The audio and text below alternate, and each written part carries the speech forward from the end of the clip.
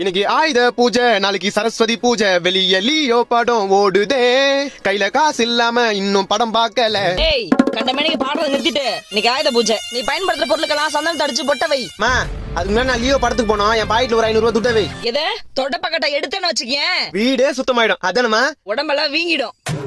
போய் முதல்ல சொன்ன வேலையை செய். ஓகே. மாசம் மாசம் இஎம்ஐன்ற பேர்ல 6000 ரூபாய் உனக்கு தத்தம் பண்ணோம்.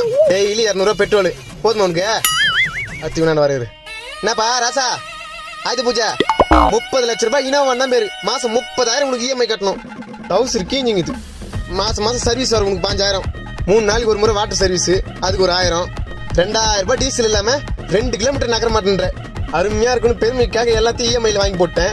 வாழ்க்கையே வறுமையாயிடுச்சு. எப்பயும் எங்கேயும் நம்ம சம்பாதியத்துல இருந்து தான் இஎம்ஐ கட்டணும். இஎம்ஐ கட்டணுன்றதுக்காகவே சம்பாதிக்க கூடாது. ஹாப்பி ஆயுத பூஜை. பாதி பேரோட நிலைமை போய்